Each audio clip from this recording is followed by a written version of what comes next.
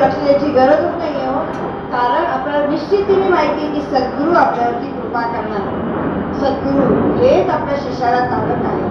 गुरु शब्दातील गुकार म्हणजे अज्ञान आणि ऋकार म्हणजे ते अज्ञान दूर करणारं तेजोबीज.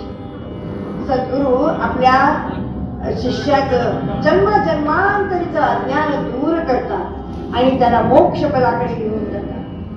मग गुरु आणि सद्गुरू ही संज्ञा जरी गुरूंची आणि सद्गुरूंची हे एकतत्व आहे, हे इतकं एकतत्व आहे की त्याला इतरांची काही गरजच नाहीये. मग ह्याला उपमा तरी कोणती द्यायची हो? महाराज म्हणतात की लोह परिसाची न साहे उपमा सदाची.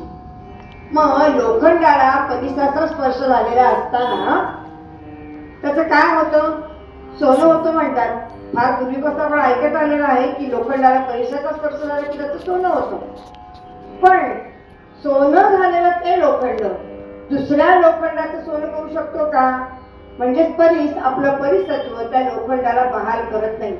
पण सद्गुरू मात्र आपलं सतत्व, आपलं सर्वस्व आपल्या शिष्याला बहाल करतात. आणि असं हे निरुपमेय असं सद्गुरु तत्व आहे. त्याला उपमाच नाहीये कुठली. अहो, म्हणूनच महाराज म्हणतात की सद्गुरु वाचून सापडे ना सोय धरावे ते पाय आधी आधी. लोह परिसाची न सहाय्य उपमा. सद्गुरु महिमा अगाध आहे. महाराज आपल्या शेवटच्या चरणामध्ये म्हणतात की तुका म्हणे कैसे आंधळे हे जन गेले विसरून खऱ्या देवा. पहा, आपण तीर्थयात्रेला जातो. कशाला जातो? तो देव भेटावा, देव पाहायला म्हणून जातो.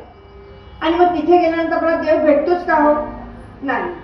कारण तेवढं आपल्याकडे एवढं आपली समर्पित वृत्ती नाही. समर्पण लागतं. सद्गुरू काय किंवा देव काय त्यांना पूर्णपणे समर्पित व्हावं लागतं. आपला भाव तिथे आपला द्यावा लागतो.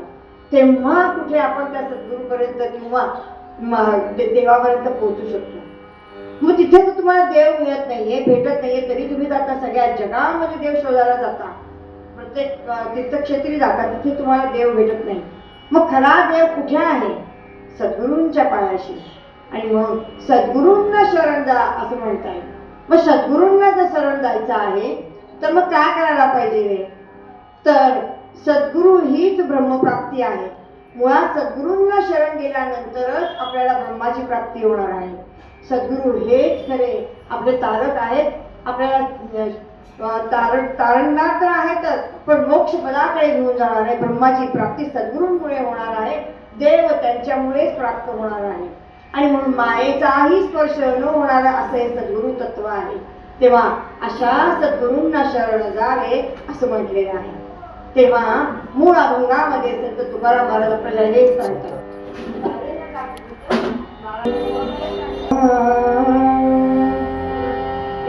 सद्गुरु वाचोनी